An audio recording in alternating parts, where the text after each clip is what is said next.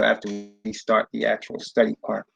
So the first scripture this morning that we read on Shabbat mornings is Exodus chapter 31.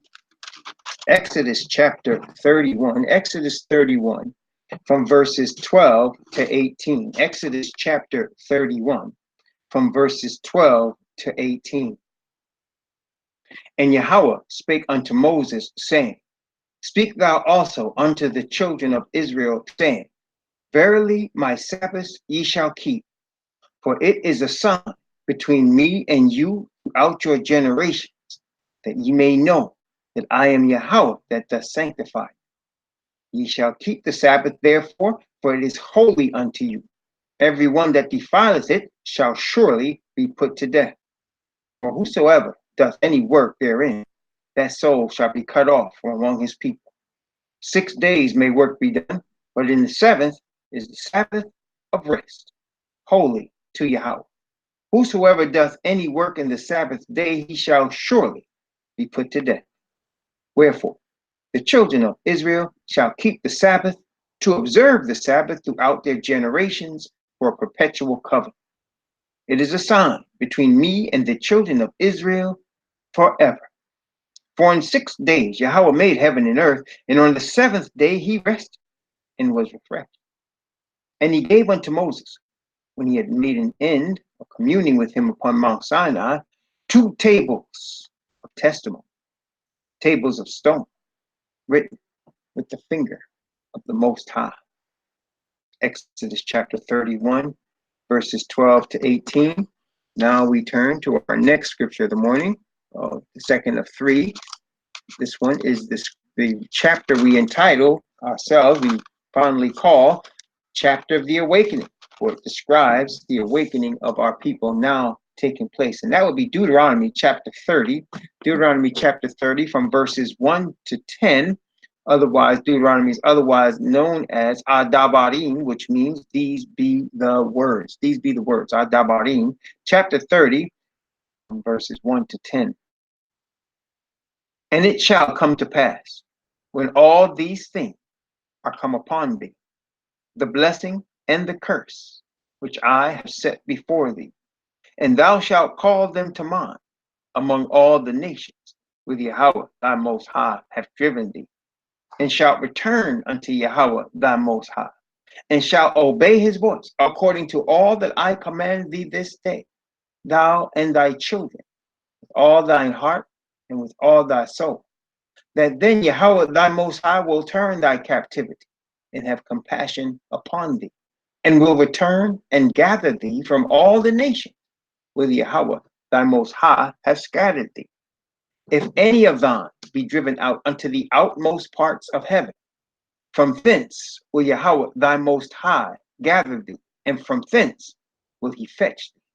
And Yahweh thy Most High will bring thee into the land which thy fathers possessed, and thou shalt possess it. And he will do thee good and multiply thee above thy father.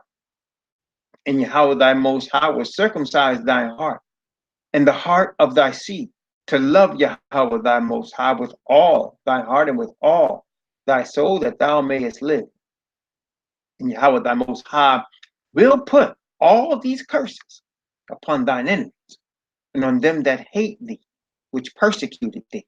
And thou shalt return and obey the voice of Yahweh, and do all his commandments which I command thee this day. And Yahweh thy Most High will make thee plenteous in every work of thine hand, in the fruit of thy body, and in the fruit of thy cattle, and in the fruit of thy land, for good.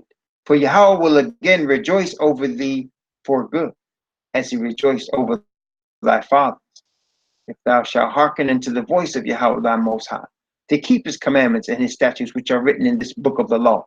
And if thou turn unto Yahweh thy Most High with all thy heart and with all thy soul. Deuteronomy chapter 30, verses 1 through 10. Third of 3 that we read, last but not least, the seventh trumpet of the Revelation, 7 trumpets, the revelation of Messiah Yahawashi, the seventh trumpet of the 7 trumpets of Revelation, which is found in Revelation chapter 11. Revelation chapter 11, and we'll read from verse 15 to 19. Revelation chapter 11 from verse 15 to 19. And the seventh angel sounded, and there were great voices in heaven saying, the kingdoms of this world are become the kingdoms of Yahweh and of his Messiah, and he shall reign forever and ever. And the 24 elders which sat before Yahweh on their seats fell upon their faces and worshipped Yahweh, saying, we give thee thanks, O Yahweh al Shaddai, which art and wast and art to come, because thou hast taken to thee thy great power and his reign. And the nations were angry, and thy wrath is come. In the time of the dead that they should be judged, that thou shouldest give reward unto thy servants the prophets, and to the saints, and them that fear thy name, small and great, and shouldest destroy them which destroy the earth. And the temple of Yahweh was opened in heaven, and there was seen in his temple the ark of his testament.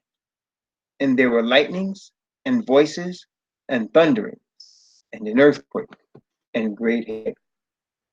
Praise the Most High. Thank you, Isha, for posting those scriptures. I'm going to turn on the other recording device. I'll back up. Okay. Praise the Most High. So let's stay in Revelation. We're studying Romans, and we're looking at chapter 3. And I'd like to just look at a little background so that we can understand where we are. And what I mean by that is, brothers and sisters, we must never forget that we are involved, all human beings on planet Earth are involved in a war. We're all involved in a spiritual war. Now, we didn't come to this earth and choose to be involved in this war.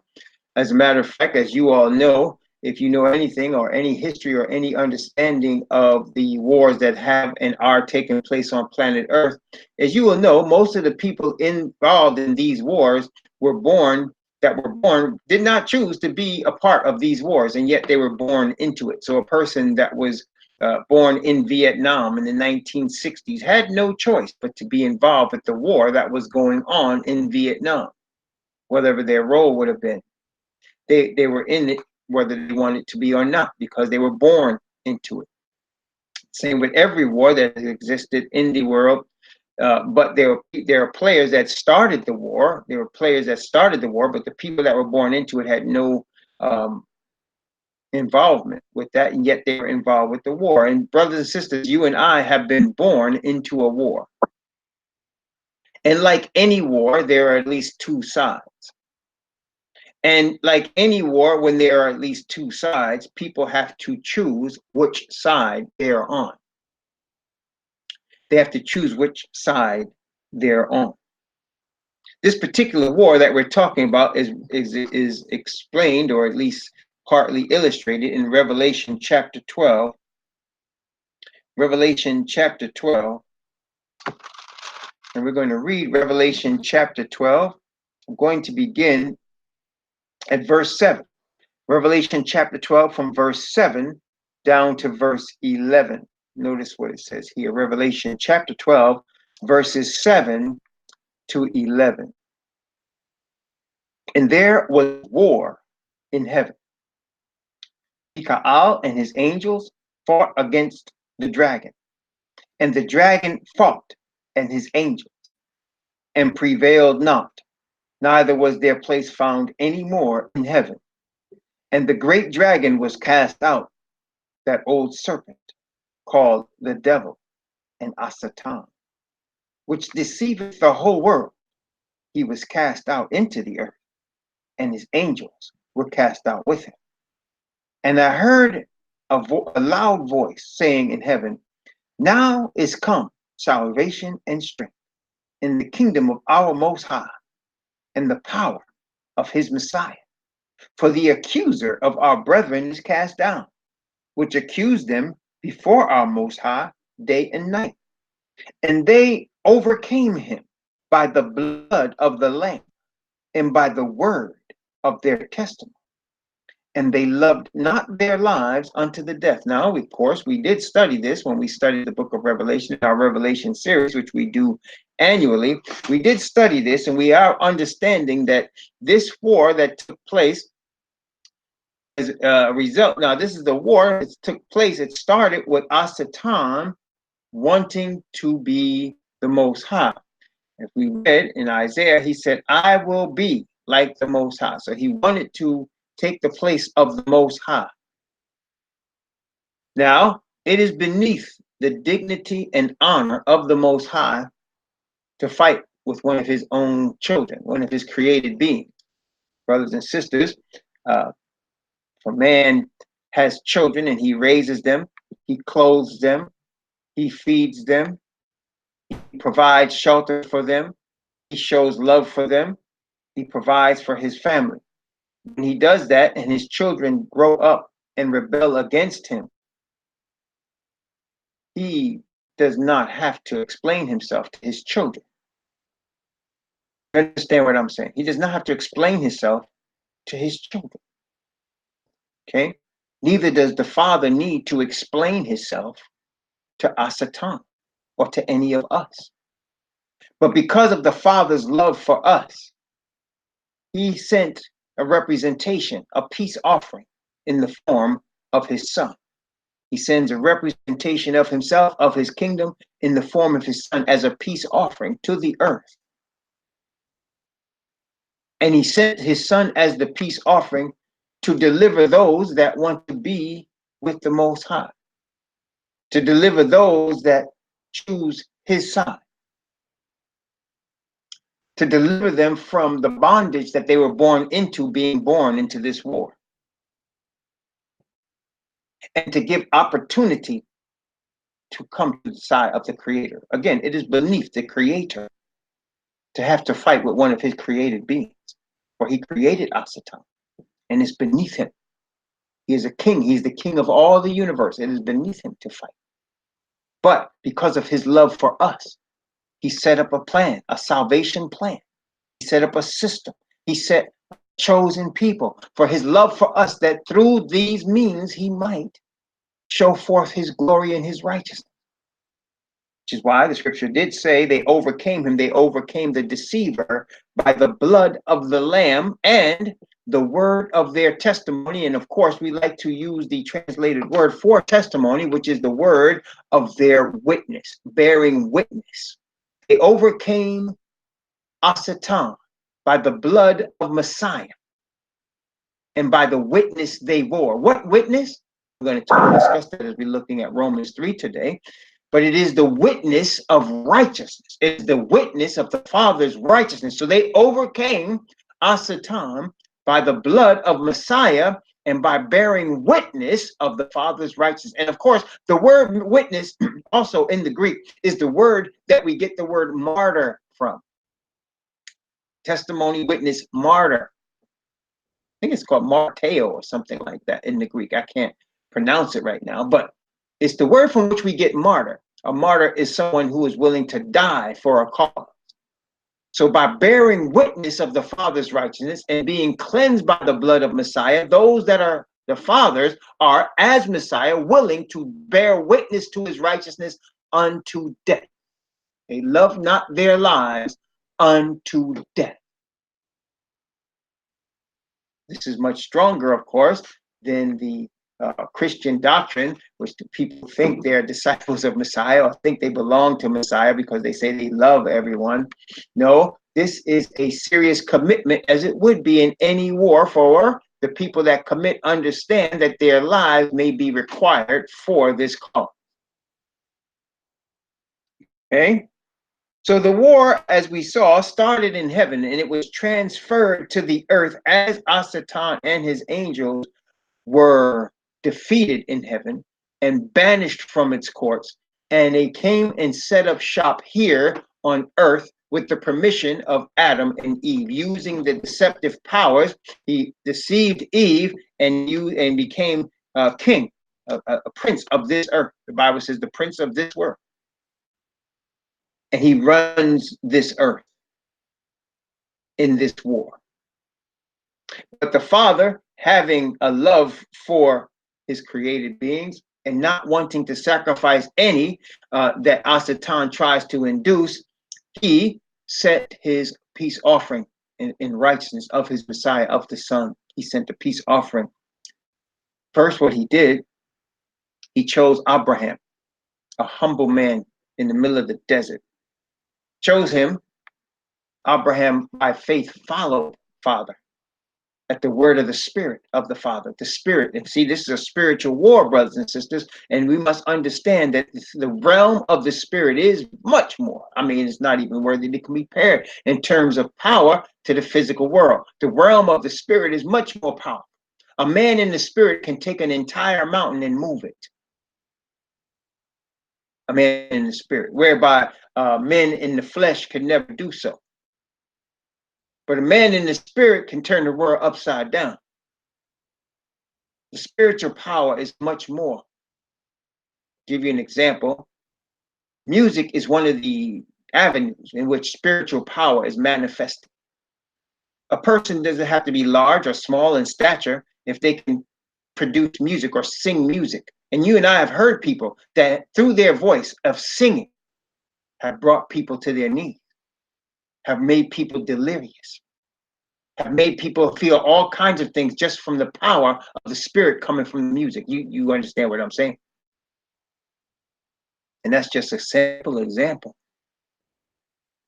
So the power of the Spirit is much more than the power of the flesh. So here we're dealing with a spiritual war, which initiates in the Spirit. So the victory must be won first in the Spirit.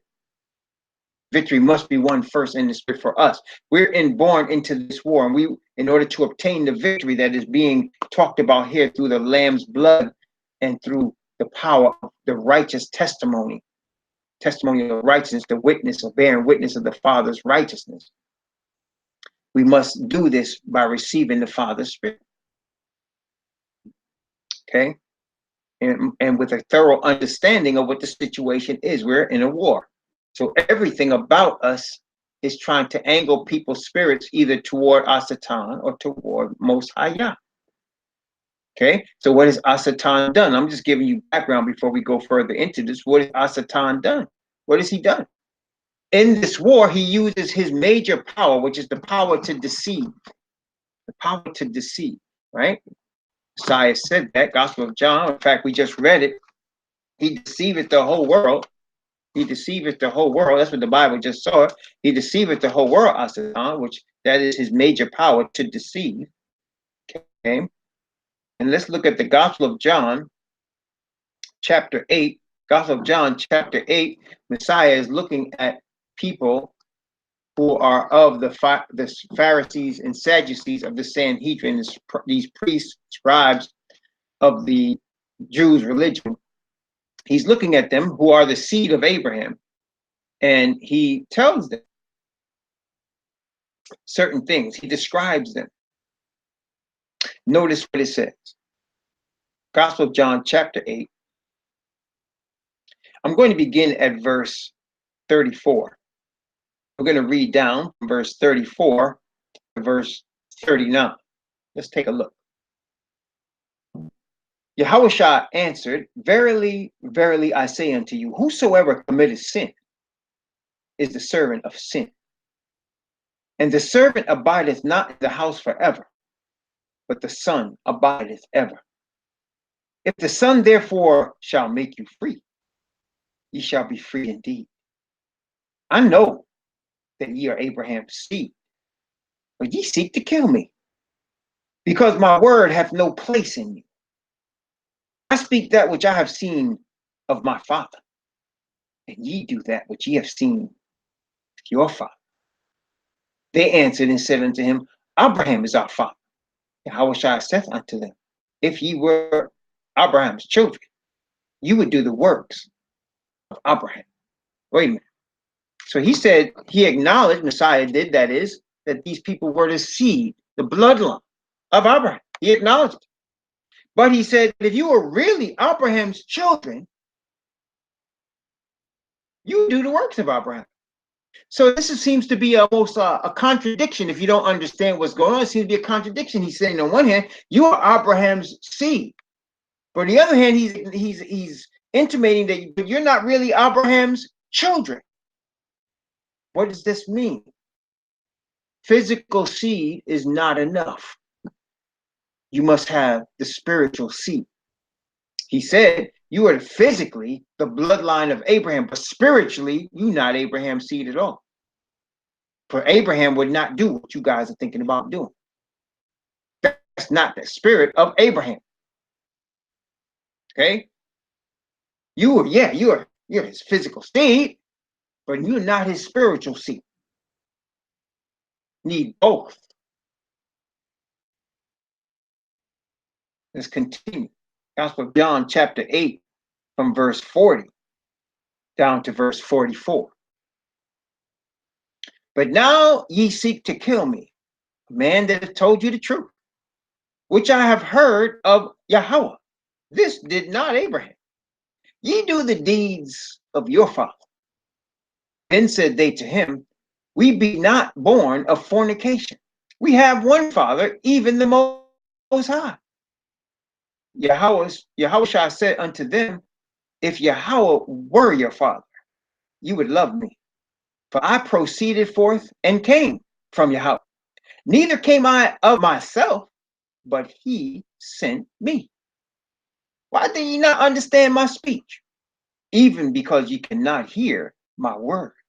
Ye are of your father, the devil, and the lusts of your father ye will do. He was a murderer from the beginning, and abode not in the truth, because there is no truth in him. When he speaketh a lie, he speaketh of his own, for he is a liar and the father of it. When it says, brothers and sisters, let me just bring something that might be deep for you. Can you hear me? Testing 1, 2, 3. But I need to say it because the Spirit is urging me to say it. When Messiah says regarding Asatan that he was a murderer from the beginning, let me explain what that means. It was no mystery to Asatan what needed to be done to save those, or to redeem, I should say, more likely to redeem those who are the children of sinners. It was no mystery to him. He understood what it meant in terms of the death of Messiah, because he knew, Father, even though it was beneath him to fight with this rebel, that he would send his son as his representation, and he knew Messiah would be willing and able to give his life for the redemption of the created beings of his Father. Therefore, he knew that he himself would be causing the death of Messiah as a result of this war. He knew that and actually wanted it, which is why Messiah said he was a murderer from the beginning, understanding that his rebellion would result in deaths. He was a murderer from the beginning. A murderer from the start. Yes, brothers and sisters, this war causes many deaths and will continue to do so. But what we're seeing here is that it takes more than just the bloodline to be Abraham's seed. It takes more than that. It takes the spirit.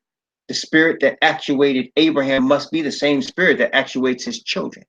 Now, this does not do away with the fact that the Most High has established or will establish the bloodline seed of Abraham as his chosen people. That doesn't mean that. But what it does mean is that they will not only be of the seed of Abraham, but also of the spirit that actuated Abraham. The same spirit of righteousness from the Father. Therefore, you understand that there will be people that will be of the seed of Abraham, as we have seen a clear example here, that will not have the spirit of righteousness. Yet they will be the seed of Abraham, but not have the spirit of righteousness. They'll be of Asatan, murderers and liars, in a religious sense, because these were religious people that Messiah was talking about. And as a result of religion, more blood has been shed on planet Earth. Even more blood has been shed over religion than money, than power, than sex. religion. Which is why we say stay clear of religion. Follow the Most High Yahweh. Follow him alone in the name of his son Messiah, who is his representation. Follow him, never mind religion. Not the religion of man. That's what I really mean, the religion of man. Follow the Most High Yah, his commandments, statutes, and judgments. Follow his commands. Follow his words. Follow what he said, what he has set forth. It is the way of righteousness. Because all other ways end in death and deception. So he looks at this seed of Abraham and he reveals that though they were the seed, though they have the same blood, they were not his children. Just so, I just want to bring out the obvious fact also, there are people who are not the seed of Abraham. Yet, if they receive of the same spirit that Abraham had, can be included as children. Does that make sense, brothers and sisters? Again, that's what the Apostle Paul was being brought forth to bring out to the Gentiles, that they would understand they are not the seed of Abraham, but if they receive of the same spirit that Abraham was called into, they would be also counted as children. Praise the Most High Yah. Praise the Most High Yah. Let's look at some more scriptures before we go back into Romans.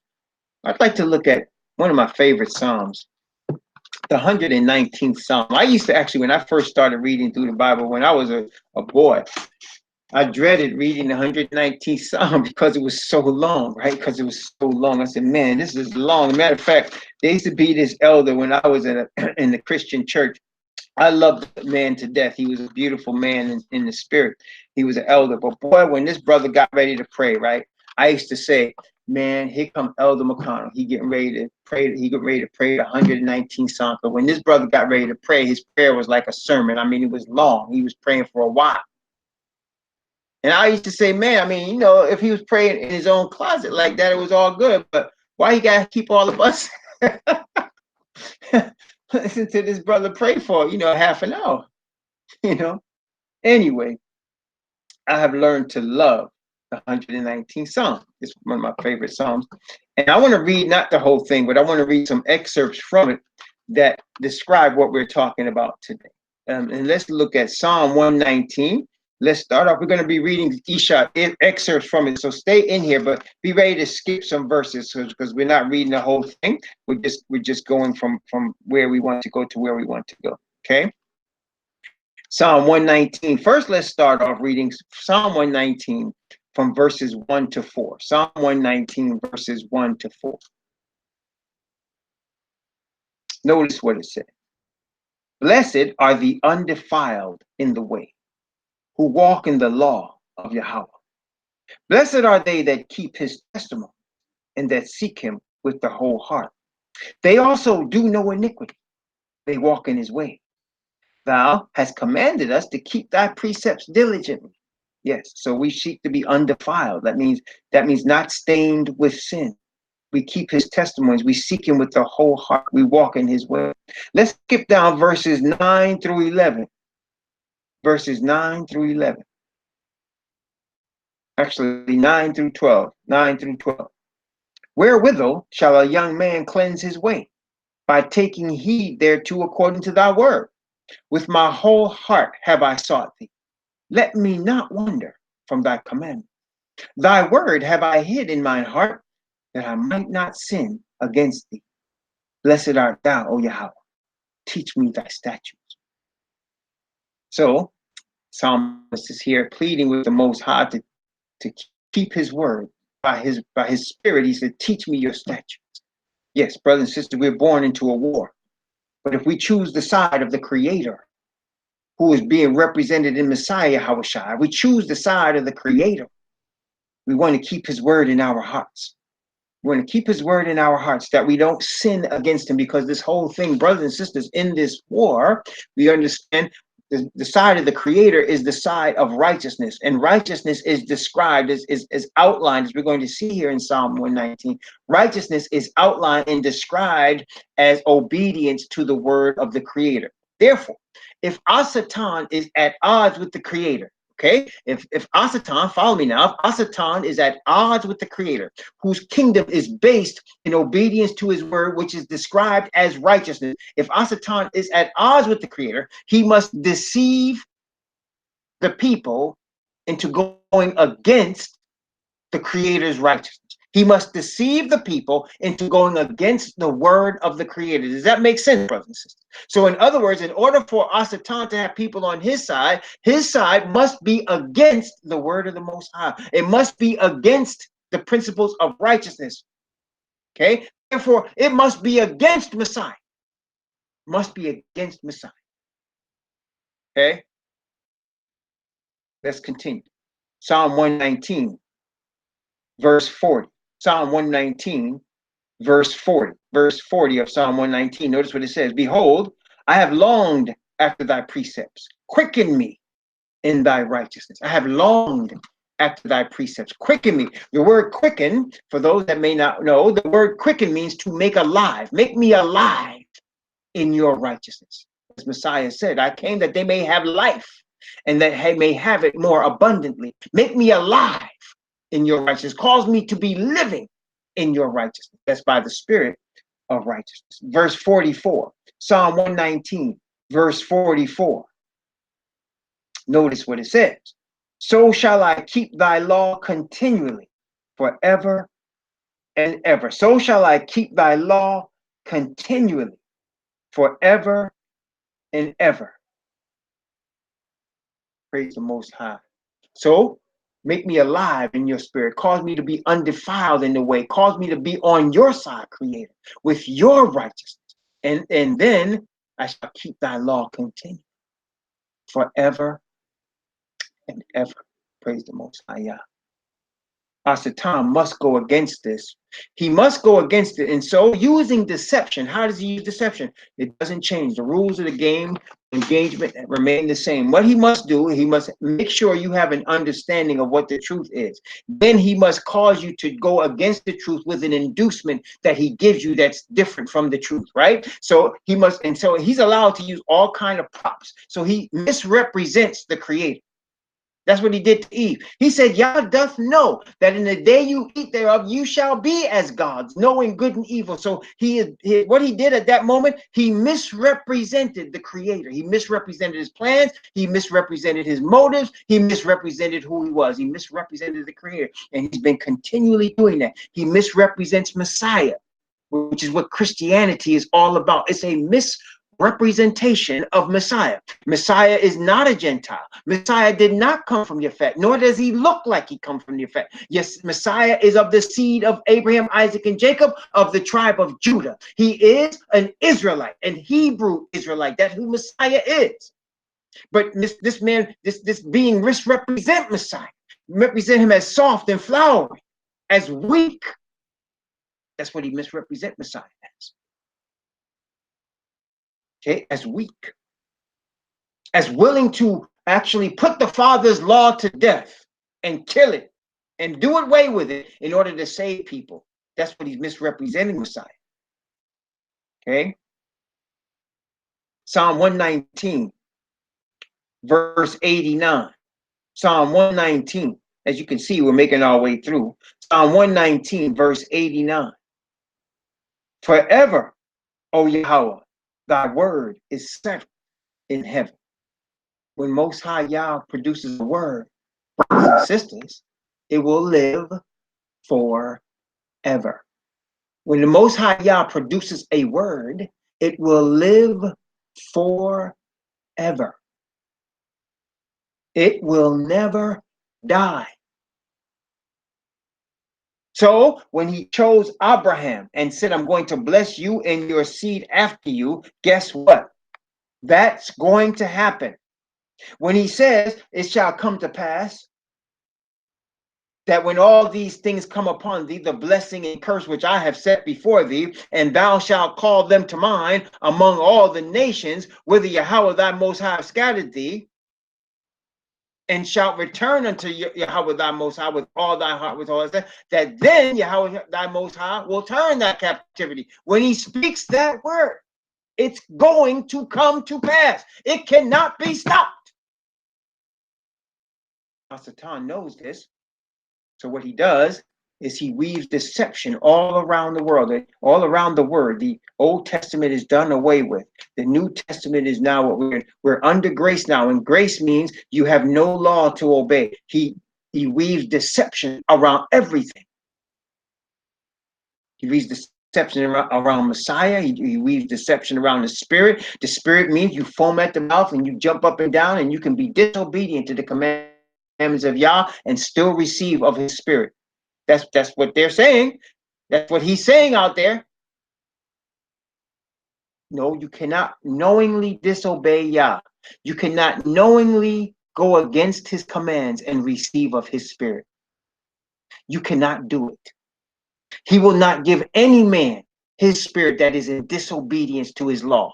That is why we say Most High only chooses prophets from the nation of Israel, who have been given, as we studied last night, the oracles of Yahweh, who have been created and chosen for the purpose of being a priest and ministers to the earth, have been created for this purpose. You know, someone asked me recently, why don't you eat lobster? Why don't you eat crabs? And I said, the lobster and the crab was created to eat garbage. The pig was created to eat garbage. That is their function. That's what they were created for. And because of that purpose, the Most High, who gave us the commandments and taught us this, said to me, do not eat these things. Do not eat these things.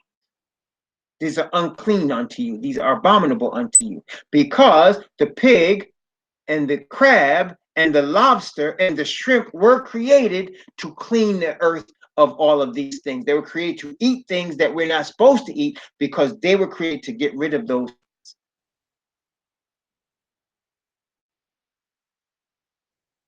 Okay? So, just so, as things in nature are created for a purpose, so things in the spirit realm, things like the nation of Israel, were created for a purpose. Before the earth was, the Father already knew this man Abraham before the earth was, and had chosen him before the earth was, before the earth existed. He already knew this man Abraham. He already knew who his seed was going to be. He already knew who his chosen nation was going to be. He already had the New Jerusalem prepared for them before they even existed, because he is the Father. And he has given to Messiah, his son, also the power of all heaven and earth, so that Messiah himself can make the statement, I am Alpha and Omega, because the knowledge of the Father has been given to the Messiah.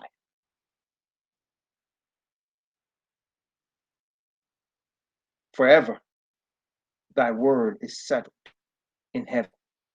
Verse 105, Psalm 119, verse 105. Thy word is a lamp unto my feet and a light unto my path. Yes, brothers and sisters, listen carefully. I admonish you as a preacher and teacher appointed by the Spirit of the Father to teach and preach to his people. I admonish you on your own. Pray to your Father and read his word. And go by the conviction that Father puts on your heart by his word. And therefore, you will not be deceived by anybody.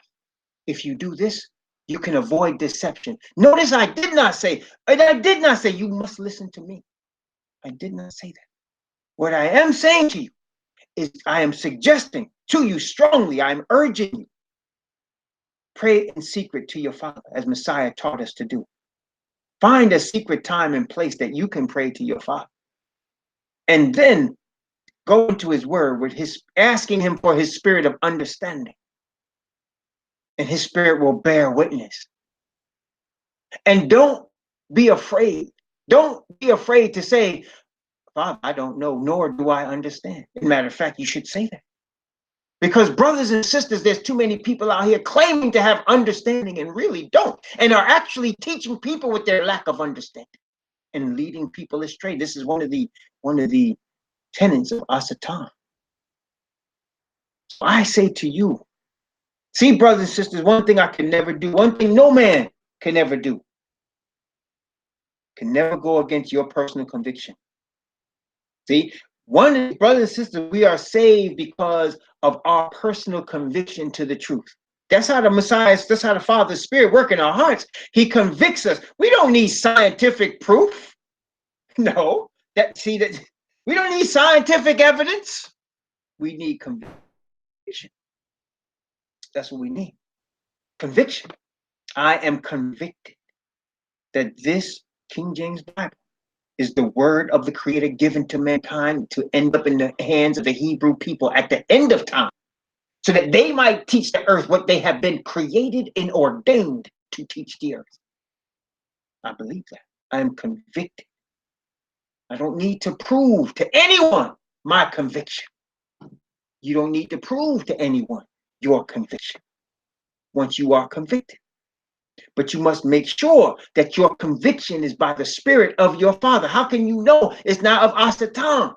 First off, you will know it's of conviction by the Father. First off, because your conviction will be in perfect harmony with the covenant.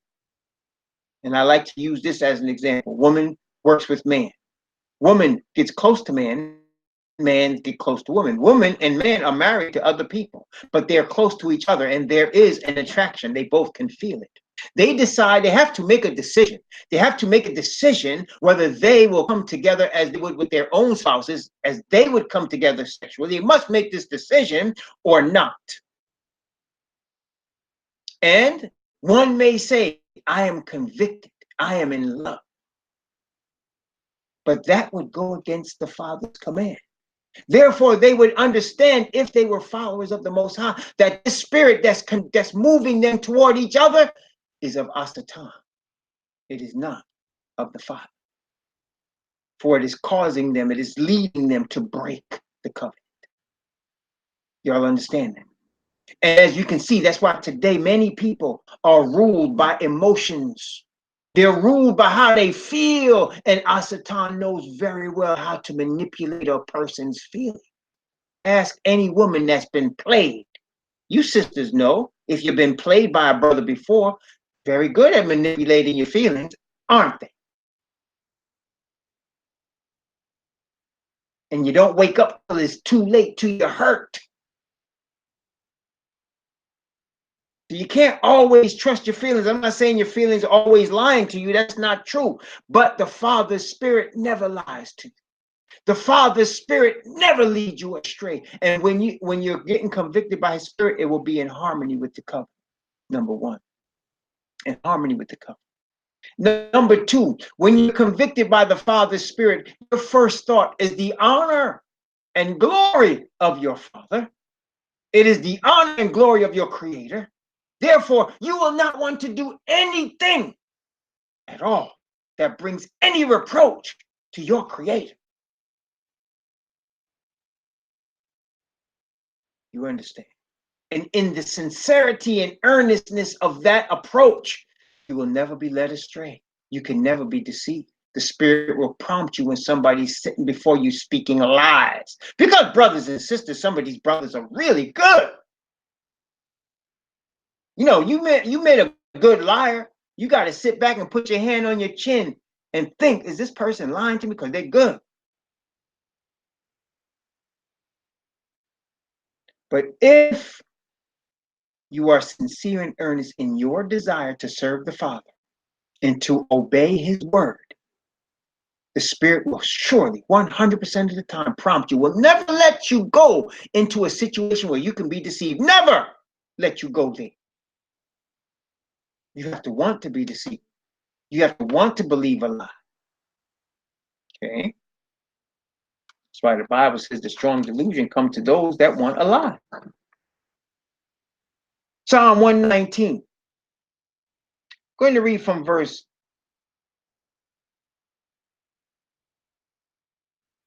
Let's see. From verse 1, I'm going to read verse 1. I'm going to read from verse 133. From verse 133 down to verse 142. Psalm 119 from verse 133 down to verse 142. Notice what it says here. Order my steps in thy word, and let not any iniquity have dominion over me. Deliver me from the oppression of man, so will I keep thy precepts. Make thy face to shine upon thy servant, and teach me thy statutes. Rivers of waters run down mine eyes, because they keep not thy law. Righteous art thou, O Yahweh, and upright are thy judgments. Thy testimony that thou hast commanded are righteous and very faithful. My zeal hath consumed me, because mine enemies have forgotten thy word.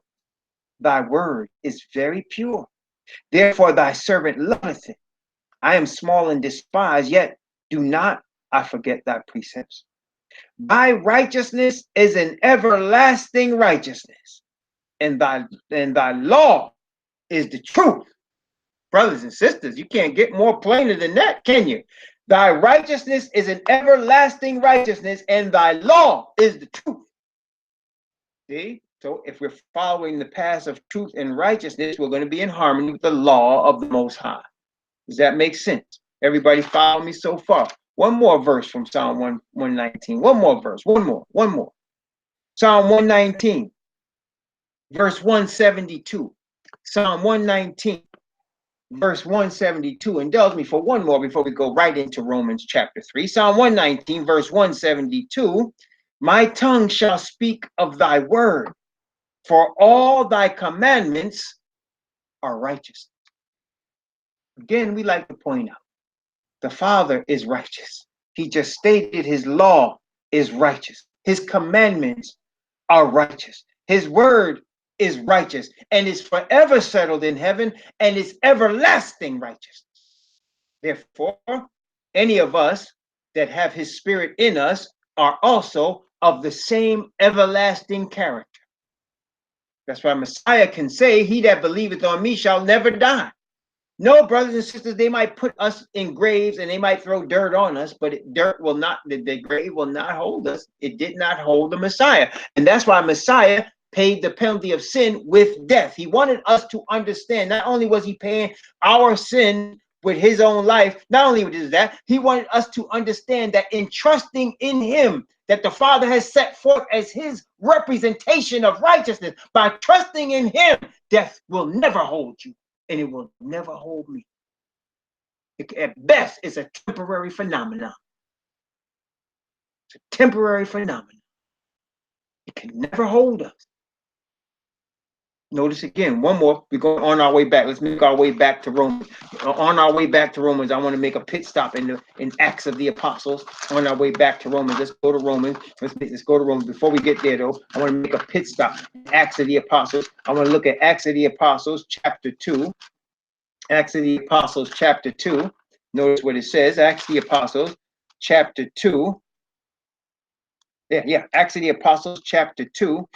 The Apostle Kepha, who is known as Peter, Kepha is speaking here. Notice it says, I'm going to start at verse 16 and go down to verse 24. From verse 16 to verse 24.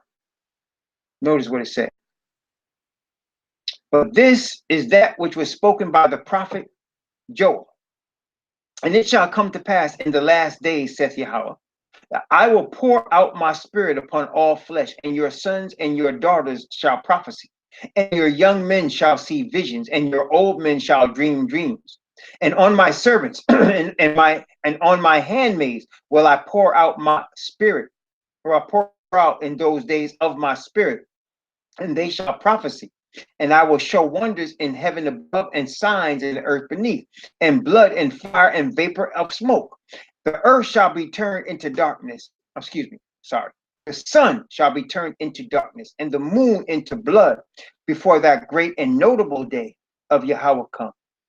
And it shall come to pass that whosoever shall call on the name of Yahweh shall be saved. Ye men of Israel, hear these words. Yahawashi of Nazareth, a man approved of Yahweh, among you by miracles and wonders and signs, which Yahweh did by him in the midst of you, as ye yourselves also know. Him being delivered by determinate counsel and foreknowledge of Yahweh, have ye have taken, and by wicked hands have crucified and slain, whom Yahweh hath raised up, having loosed the pains of death, because it was not possible that he should be holden of it. It is not possible that Messiah can be held by death. And because he is our Messiah, the Messiah of the Hebrews, we cannot be held by death. I could go deeper into this, but I'm not. I think y'all get the point. Praise the Most High Yah. Now we're ready for Rome. Romans chapter 3. Last night we studied what advantage has the Israelite.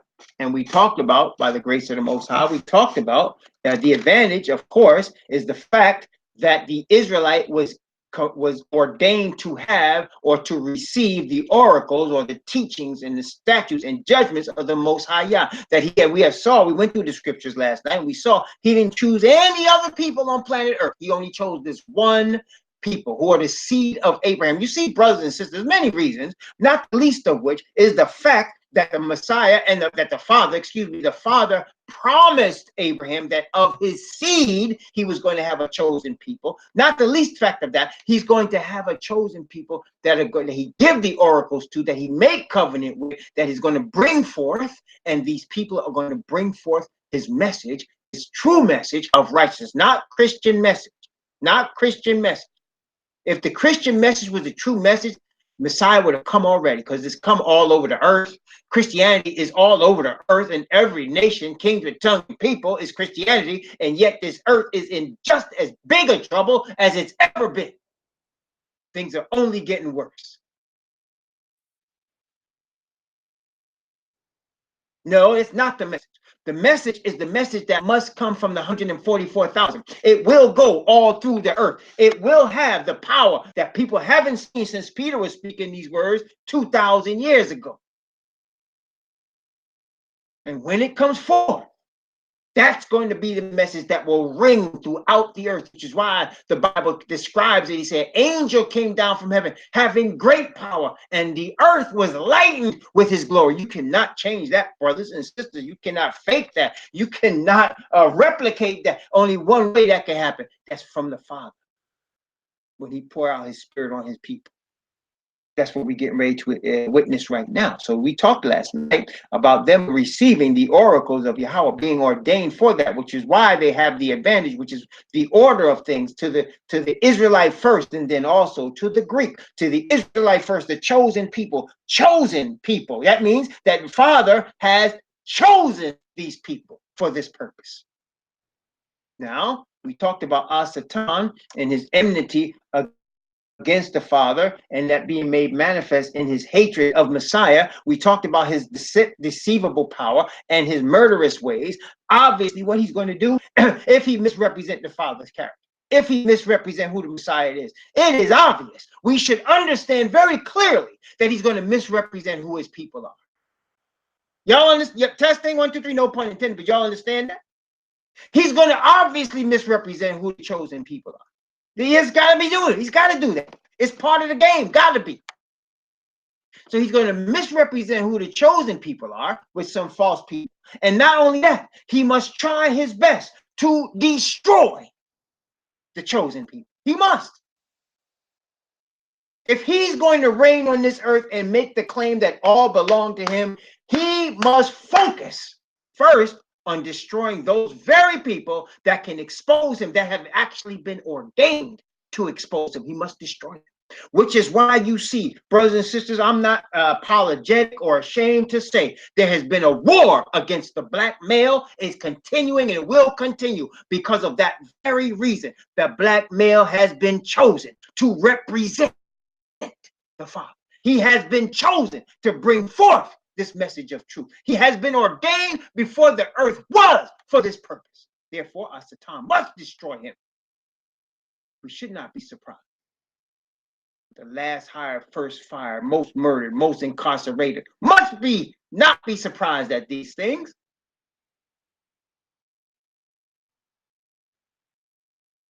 And those that try to deny it, go ahead and deny it, because I'm not even talking to y'all. That's what I'm trying to say. I'm not arguing with somebody that says, that's not true. We're all the same. That's how we are. Listen, man, go ahead with that. Go on. You know what I'm saying? This is what I'm saying to you. I'm trying to tell you we got like 13, 14 years left of this earth's history the way it stands right now. We're staring down the barrel of the kingdom of Yah coming. I don't have time to argue and debate with people because they don't agree with what's coming off my lips. I don't have time. Now, at the same time, I will admit, of course, I don't know everything. Nobody does. But he gives it to us as he wants us to have it and to bring it forth. I am more than willing to learn from mistakes. I always seek to do that. But I'm not arguing and debating with people, especially on the point like that I'm very convicted on. Convicted. People that want to deny and argue as to who the true Hebrews are, I don't have time for you. I don't. Time is too short. We don't have time to play games. I'm trying to receive this seal, and I'm trying to bring forth this word to those that also want to receive this seal. There's no Christian denomination on the earth that's going to cause a person to receive the seal. There is none. They all belong to Asatan. They all are offshoots of Rome. All Christianity is an offshoot of the Roman power. It is the man that stands in the temple thinking he's a god. It is the one that has been brought forth to bring deception to the earth. It is the one that worships the dragon and the beast, and the dragon that gives power to the beast. It is the beast, the Roman church, who is the head of all Christianity. No, we're not trying to have this. We're not trying to play around. We don't have time. This is a war. And brothers and sisters, I am convicted that people's lives, people's eternal destinies are at stake. This is a serious thing. It has nothing to do with money, has nothing to do with worldly fame, has nothing to do with 1 million subscribers, has nothing to do with any of that. We staring down the barrel of this thing right here, and we don't have time to play. We don't.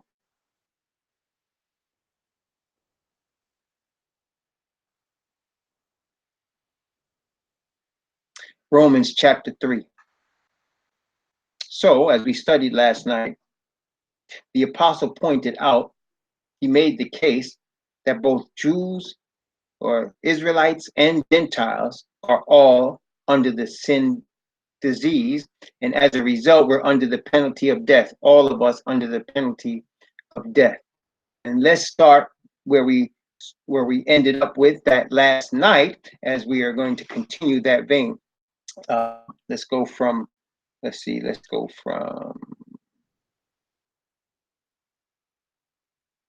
I'm going to start at verse 18. I'm going to start at verse 18 and go down to verse 20. Let's start. That's where we kind of ended up last night, from verse 18 to verse 20. There is no fear of Yahweh before their eyes. Now we know that what things soever the law saith, it saith to them who are under the law, that every mouth may be stopped, and all the world may become guilty before Yahweh. Therefore, by the deeds of the law, there shall no flesh be justified in his sight, for by the law is the knowledge of sin. Therefore, by the deeds of the law, there shall no flesh be justified or be cleared of guilt in his sight. For by the law is the knowledge of sin. So our obedience to Yah's law does not clear us from guilt, because that same law already condemned us, because it showed us we are sinners. Y'all understand that?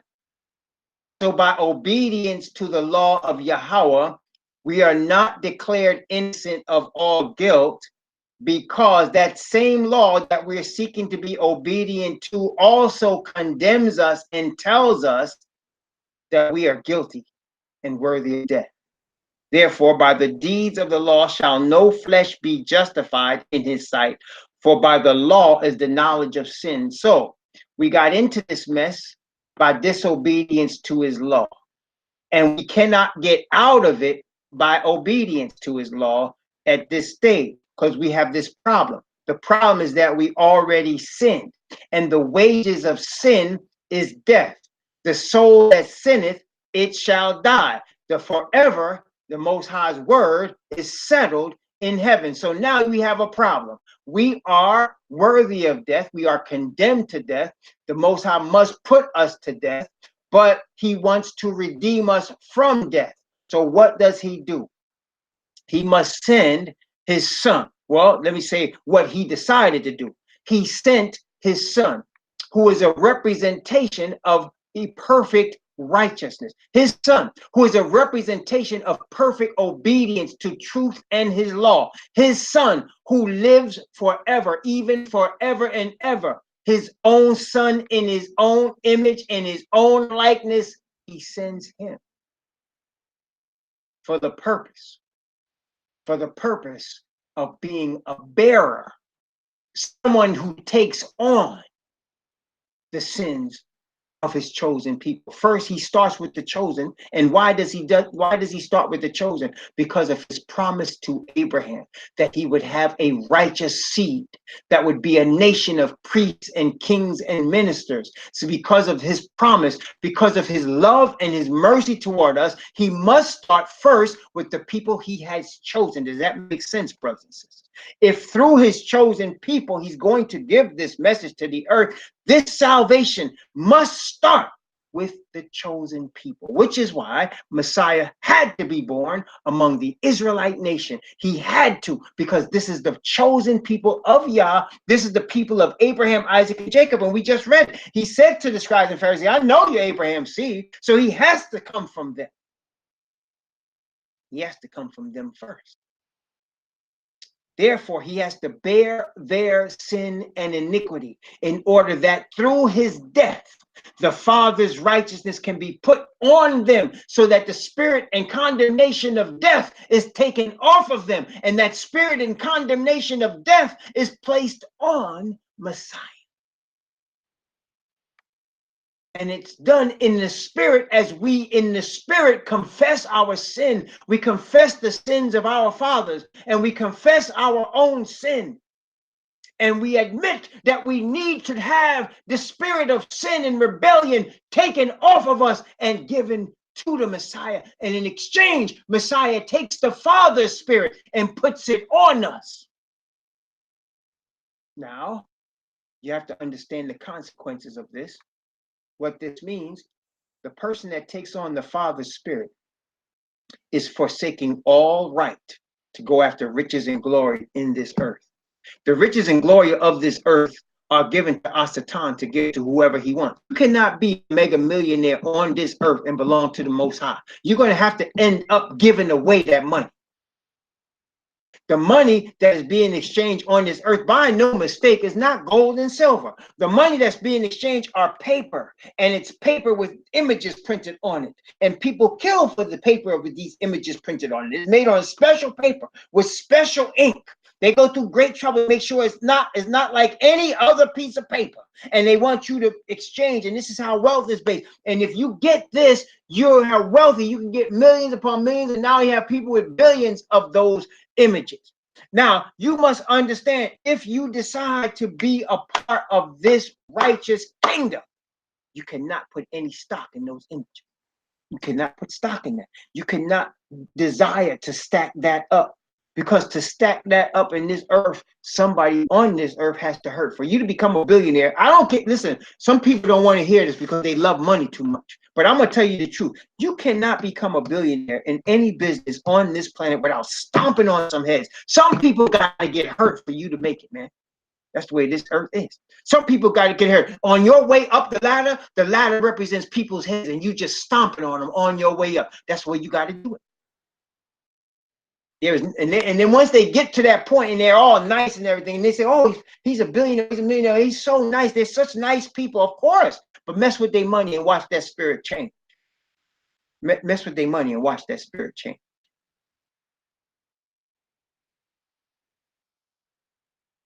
And that's why, brothers and sisters, I insist, I tell y'all often, when somebody's asking you for money, it's not because I'm not saying you should hold on to your money. It's not about that. But when somebody's asking you for it in a religious sense, you need to be very careful. Brothers and sisters, the Levitical priesthood is not in existence today. The 12 tribes have been scattered. We are in our enemy's land. We are not in the kingdom. We are in our enemy's land, brothers and sisters. The 12 tribes have been scattered. So if you get offerings and you want to help somebody poor with your offerings, go right ahead. But there's no tithes except you can give somebody some food.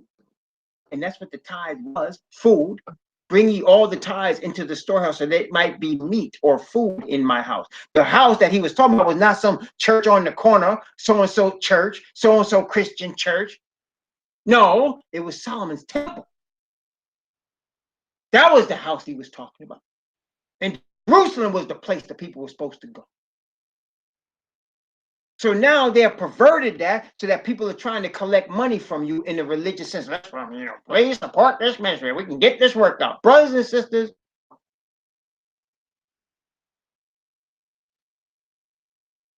I will admit, if I'm in Washington, D.C., and somebody says, we need you to come and preach in Malaysia, or we need you to come and preach in, West Africa, or we need you to bring this word to us in India, I need somebody to pay for a plane ticket. I don't have no money to go. And if the Father wants me to go, he'll provide a way for me to go there.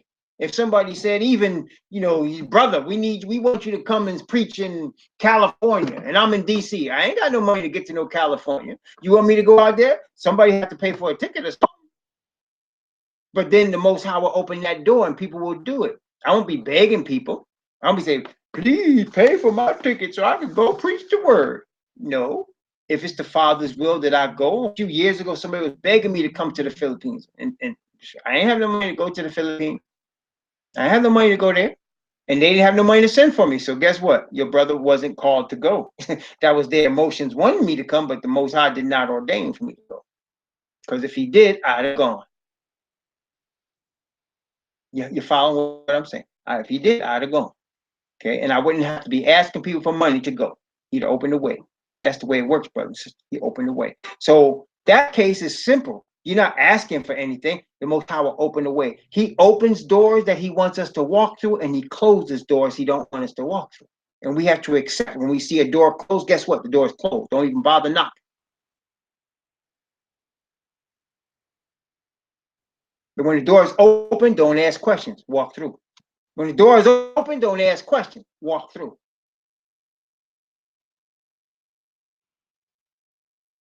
If the Father's leading, you understand.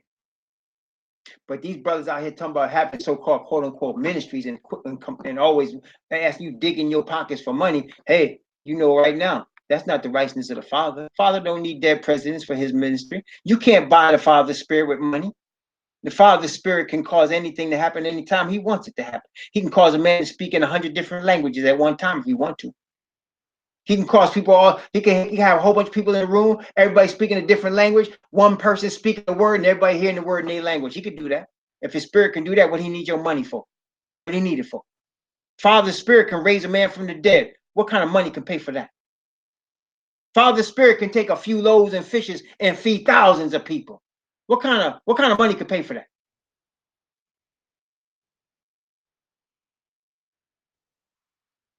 No.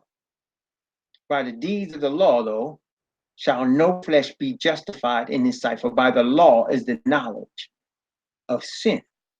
So now he's going to send forth Messiah. Now, verse 21. Romans chapter 3, verse 21. Notice here, Romans 3:21. But now the righteousness of Yahweh is without the law, outside of the law, is manifested, being witnessed by the law and the prophets. Well, what is this? That is righteousness being manifested. Righteousness being manifested. That is the Messiah. Righteousness is manifested. Outside of the problem that we have with the law, this righteousness was manifested. And the righteousness that was manifested is being witnessed, or bear the law and the prophets bear witness that this is righteousness, that is Messiah. Manifested. And that righteousness and that witness was manifested in the flesh, the Bible says. Manifested in the flesh. The Father sent Messiah. So now he has this man come in the flesh. This man that is perfect representation of the Father's righteousness. He said, if the Son therefore shall make you free, you shall be free indeed. That's what he said. The Son abideth ever. And if the Son makes you free, you free. Because the Son came, he has been given authority from the Father. He has been given authority from the Father. And so he comes. He lives perfect righteousness for 33 and a half years. He allows his own brothers to sell him to the Gentiles, to lie about him to the Gentiles. And the Gentiles put him to death. And he did it outside of the city of Jerusalem. He was carried without the camp. And he had our sin on him without the camp. And he was hung up there on the tree for us and put to death, so that all that confess sin, the sin is placed on him. And the righteousness of the Father through him is given to that sinner. Now, the righteousness of Yahweh without the law is manifested, being witnessed by the law and the prophets. Then he goes in verse 22. Even the righteousness of Yahweh. Notice what it says here. Verse 22 is the key of what we're talking about today.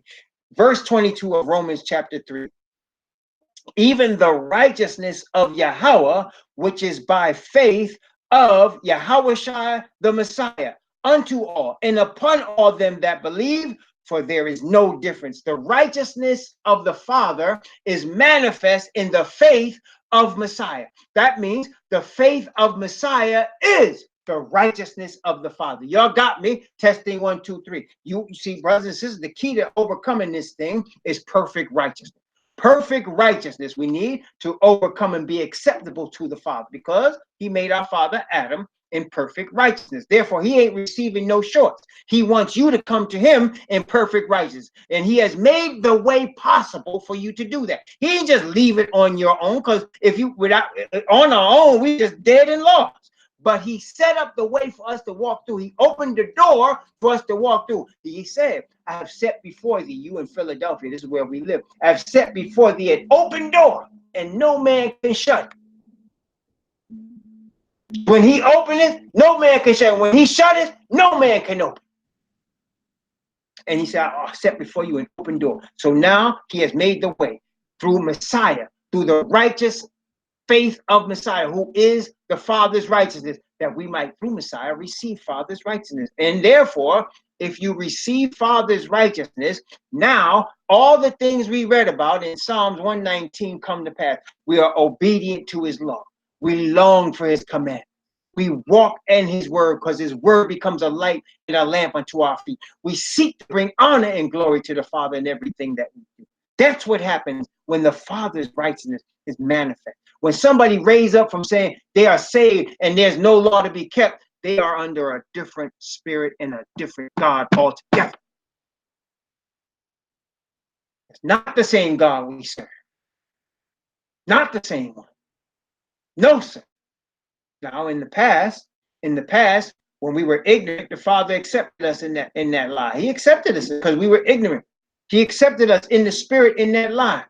But now, see, the Bible says in times of ignorance, Yah winks, right? But now he commanded all men everywhere to repent. Now is the awakening. Now is the awakening. Now is the accepted time.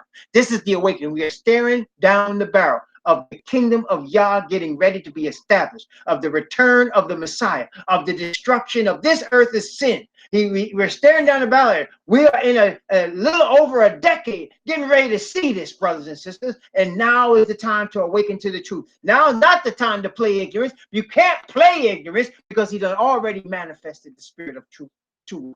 Can't play it. And yet there's a great blessing receiving the truth of Yah, a great blessing of the spirit. Even the righteousness of Yah, that gives us abundant life, powerful, overflowing life. Even the righteousness of Yahweh, which is by faith of Yahawashi the Messiah, unto all and upon all them that believe, for there is no difference. That means whether you are the seed or you are uncircumcised Gentile, We're all in the same boat. And through this righteous Messiah, the Father is still seeking to reach those that are lost. And he's seeking to reach them through the righteousness that he offers through Messiah. Praise the Most High God.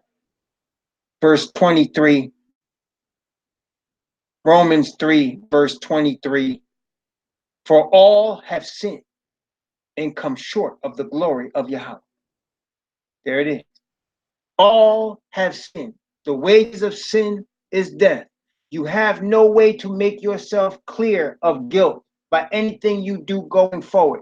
What you must have is a start, a new start, a fresh start. How do you get the fresh start? You get the fresh start from the Father's Son, Messiah, who came in perfect righteousness. Confess your sins and the sins of your father on the head of the sin bearer. The sin bearer is the lamb upon which the sin is on him, so that he paid the penalty of sin with death, and then manifest the power of life in that it cannot hold him. Just like us, we pay the penalty of sin, so now we surrender our sin to him. And because he lives and he overcame death, we also will overcome death by the same power of righteousness the Father puts on us that is in him. Praise the Most High. And that's why Messiah said that they all might be one. As thou art in me, Father, and I in you, that they might be made one in us. That is, one in the spirit of righteousness. You can't force that. You can't force it. It's something that happens organically. I hear brothers trying to force. We need to come together and be one. It is true. We do need to come together and be one, but it has to be organic. What I mean by organic is people that are sincerely seeking the Father's spirit of righteousness and truth will automatically be joined to people that are also seeking the Father's spirit of righteousness and truth. People will come together like magnets that are seeking the same spirit of righteousness and truth. You don't have to force that. It will happen organically. So therefore, people need to be encouraged to seek that spirit of righteousness, to confess their sin and the sins of their father. They need to be encouraged to receive that life that comes from the Father through Messiah.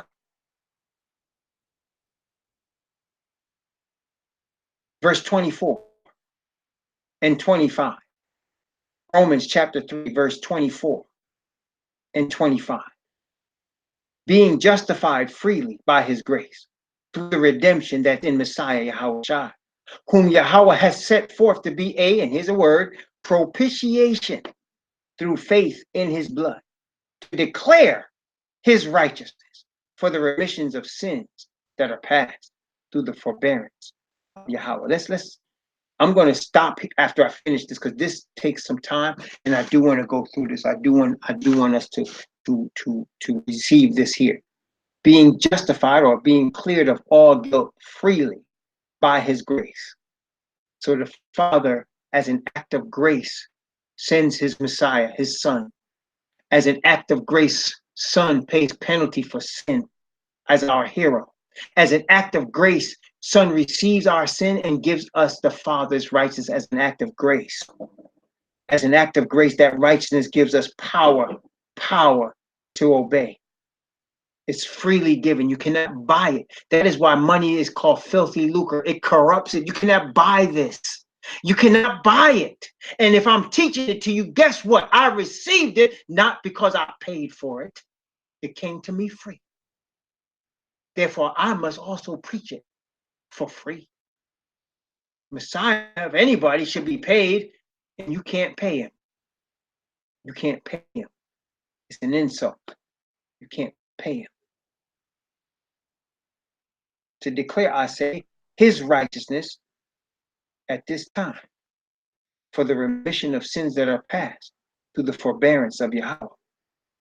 Freely justified, being declared innocent freely by the grace through the redemption, being redeemed through Messiah, being redeemed through Messiah, who pays the penalty for sin, who is the representation of the Father's righteousness. I'm going to stop here because I'm going to stop here. Only reason I want to stop here is because I want to continue in this subject. I'm not going to let this subject go.